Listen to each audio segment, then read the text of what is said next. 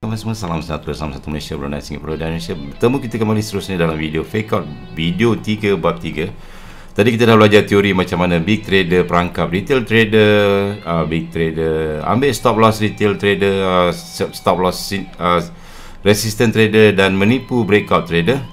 And then macam-macam apa yang telah dibuat oleh big trader. So dekat sini kita nampak kebijaksanaan big trader mengambil peluang. Sebab di sini jika mereka sell di bawah, let's suppose katakanlah big trader sell di sini berbanding dengan sell di atas, mana lebih untung? Of course sell di atas lebih untung, kerana sell di atas kita sell dengan harga tinggi, kita sell pada harga lebih tinggi daripada sell di sini. Kalaupun contoh untuk buy pula, katakanlah you ada support dua sama baris, price turun bawah and then boom ke atas. Kalau you sebagai trader you nak buy, dekat mana you akan buy? Adakah you buy di sini ataupun buy di sini? Of course buy di sini lebih baik, sebab buy di sini dengan harga lebih murah, lebih rendah berbanding dengan buy di sini. So you akan mendapat lebih keuntungan apabila you buy rendah.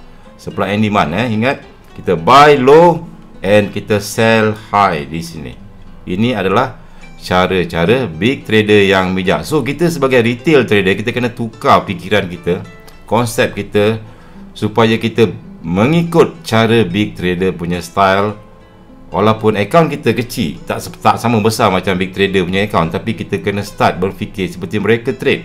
Okay, you kena open your mind. Don't trade like a trader, but trade like a big trader. Okay, so mereka akan buy betul-betul low dan mereka akan sell betul-betul high. This is you akan dapat lebih banyak profit. Dan hari ni saya akan nak tunjukkan sikit macam mana dalam supply and demand. Saya tak tunjuk bagaimana price bergerak. Okey, saya ajar sini bagaimana price bergerak melalui supply and demand. Let's suppose katakan kita ada, ini adalah market price. Okey, market price. Okey, market price katakanlah Euro USD, berapa Euro USD sekarang, ataupun GBP USD. GBP USD price sekarang 1.3019. So saya letak dia sebagai 1.1, katakan price sekarang ialah market price 1.3020.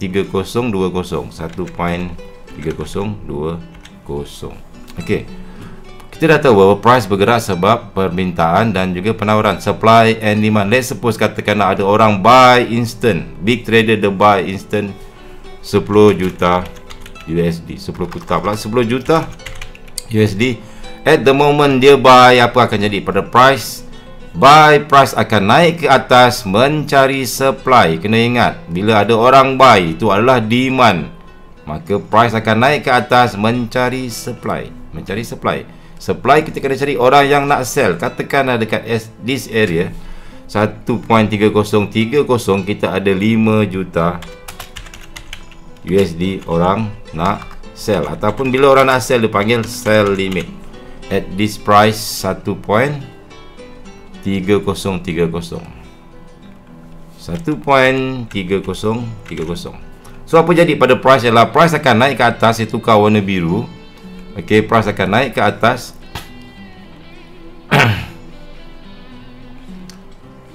Price akan naik ke atas sebab ada orang buy kat sini, maka price akan cari supply. Supply berada di atas 5 juta USD akan trigger di sini. Trigger maksudnya di sini orang nak beli 10 juta, di sini ada orang nak sell 5 juta. So berlaku perbincangan supply and demand. So supply 10 tolak 5 juta. Cukup ke tak cukup order 10 juta tersebut? Of course tak cukup. Bila tak cukup, maka price akan naik lagi. Maka price akan naik lagi ke atas, mencari supply lagi ke atas. Contohnya di sini kita ada 5 juta. So 5 juta, 10 juta. Orang nak buy 10 juta, orang nak sell 5 juta. So 5 juta sini dah settle. Orang yang sell sini dah dapat apa yang dia nak. Orang yang buy sini, oleh kerana dia lebih besar daripada sini, dia masih belum dapat dia punya order dipenuhi. Maksudnya order mereka tidak dipenuhi. You baru 5 juta. 10 tolak 5, 5 juta. 5 million. Saya letak F. 5 million. So 5 million tak cukup. 5 million naik atas lagi. mencari, let's suppose katakanlah sini ada orang sell limit 3 million. So 5 tolak 3, maka ada lagi 2 million, maka price akan naik lagi 2 million tersebut, mencari supply lagi di atas. Let's suppose ada 2 million di sini, and then baru price stop. Inilah yang berlaku di dalam market. Bila ada orang buy, ada orang sell, ada orang buy, orang sell, price naik dan turun sebab supply and demand. Let's suppose dekat sini price naik ke atas sebab ada orang buy. Siapa buy saya pun tak tahu, tapi of course big trader. Sebab bila dia buy, price naik ke atas, boom. Bila ada orang sell, price turun ke bawah, something like that. Apa yang kita sebagai trader biasa boleh buat? Kita boleh tengok saja, kita boleh follow mereka. Okay, bila you buy, you nak mengharapkan dia naik, of course cannot, sebab you punya account kecil. Account you buy 0.01, dia tak bergerak 1 pip pun. Okay, contohnya macam sini. Di sini ada orang buy, kita tak tahu berapa banyak dia order buy. Price naik ke atas, ke mana dia stop? Sampai atas, sampai supply zone. Sebab di sini supply zone ada orang sell. That's why ada supply zone adalah tempat-tempat sell. Mana kita tahu dia sell? Sebab di sini price turun ke bawah, ada order big besar ke bawah. Okay, macam tu. So that's why price turun naik mengikut supply and demand. Bila ada orang buy, kena cari orang sell. Order sell tak cukup, dia akan stop kat sini. Orang sell, dia turun ke bawah sampai order, something like that.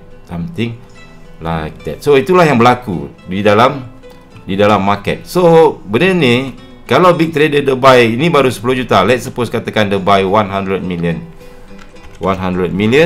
So apa jadi pada dia lah, apa jadi pada price? Bila dia instant buy 100 million, price akan terus terbang ke atas. Sebab 5 juta kat sini, 3 juta kat sini, 2 juta kat sini tak berjaya menampung kehendak mereka yang nak beli 100 million. 100 tolak 5 tolak 3 tolak 2, 8, masih ada 98 million lagi naik ke atas, which is not very good kepada big trader. Sebab big trader masih tak untung lagi. Dia tidak berjaya memaksimumkan keuntungan mereka, sebab yang trigger di sini hanya 92 juta.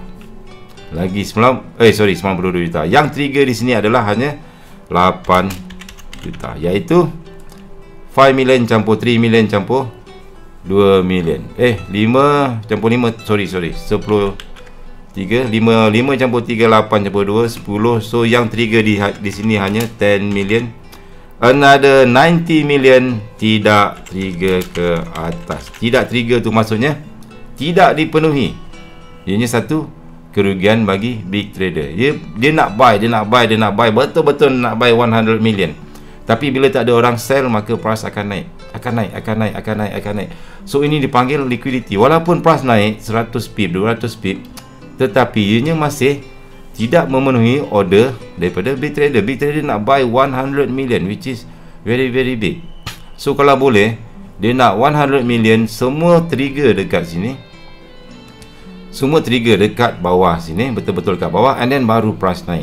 And then itulah keuntungan maksimum yang dilakukan oleh big trader. Okey, kalau dia naik besar macam ni, walaupun dia naik besar, tetapi yang trigger baru 10 million, profit dia hanya pada 10 million saja. Katakan dia naik, so katakan dia naik ke atas ni lebih kurang lah, let's suppose katakan dia naik sampai 50 pip. Okey, 50 pip. So berapa keuntungan big trader? Hanya 10 million kali 50 pip, iaitu lebih kurang 500 million. Tetapi you bayangkan, kalau 100 million trigger di sini semua dipenuhi di bawah, sampai ke bawah 100 kali 50 million, dia dah dapat 5 billion, something like that. So apa yang big trader perlu buat untuk mengatasi masalah ini? So big trader perlu buat perangkap. Perangkap. So perangkap macam mana? Inilah yang dia buat. Let's suppose dia ada duit banyak, price turun. Kalau you sebagai big trader, apa you akan buat? Ialah you kena perangkap retail trader. You ada duit banyak, betul? Let's suppose dekat sini you letak 20 million sell. 20 million sell. Bila you sell 20 million, price turun, maka dia jadi R1. Lepas tu katakanlah price naik lagi, you sell lagi 20 million. You sell lagi 20 M. Bila you sell 20 million, price turun lagi.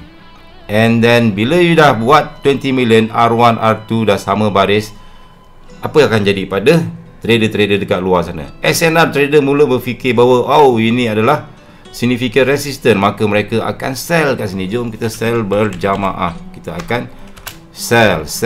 Semua orang sell. Okey. Sell, lepas sell dia akan letak order buy stop ke atas ataupun dia punya stop loss. Alright.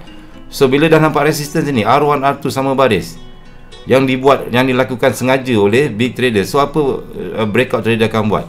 Ini resistance sangat kuat. So why not kita buat buy stop ke atas ni.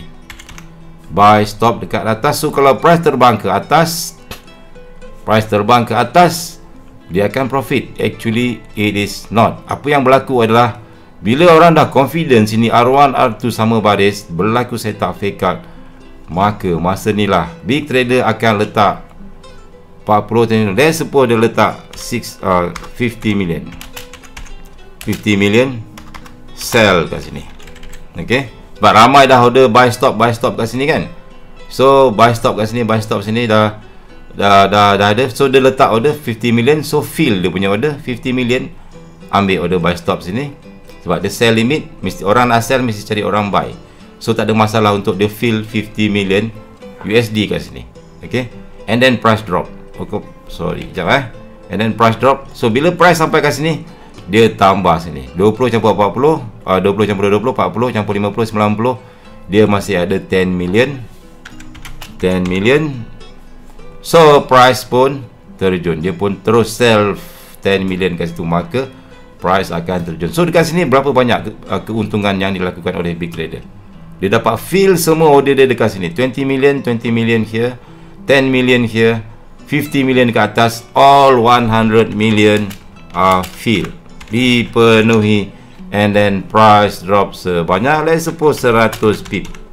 Maka big trader telah membuat keuntungan yang lebih banyak.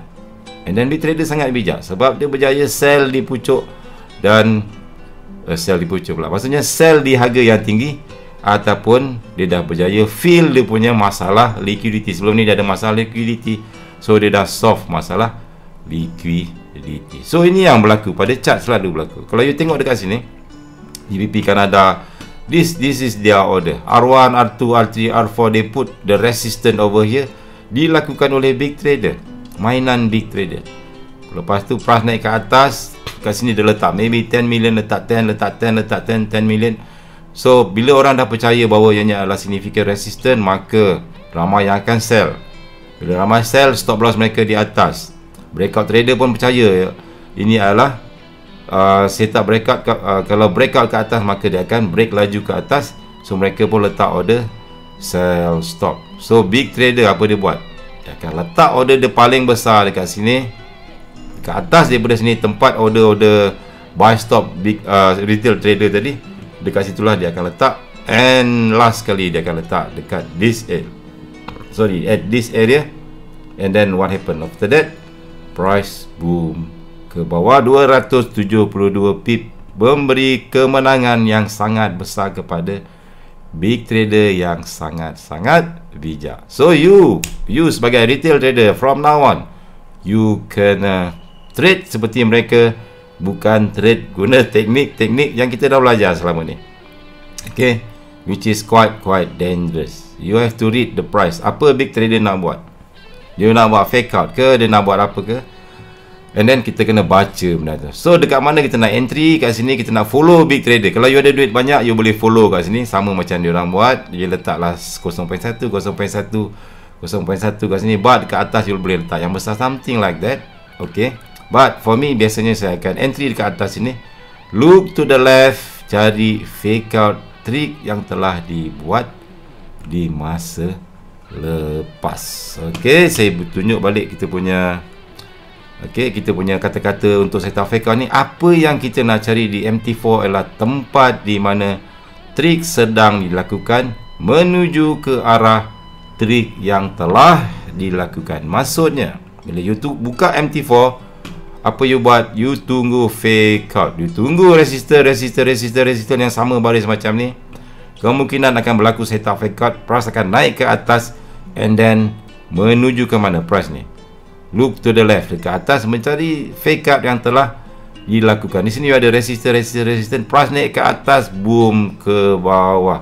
So ini adalah fake out campur dengan fake out. That's it, video kali ni agak panjang, but I hope you faham ataupun you understand what I'm trying to say here, which is very important. Okay, next video saya akan terangkan ataupun saya bagi contoh-contoh, banyak contoh tentang fake out. Saya tahu fake out, this is my favorite. Okay, hingga bertemu kembali video seterusnya. Assalamualaikum warahmatullahi wabarakatuh.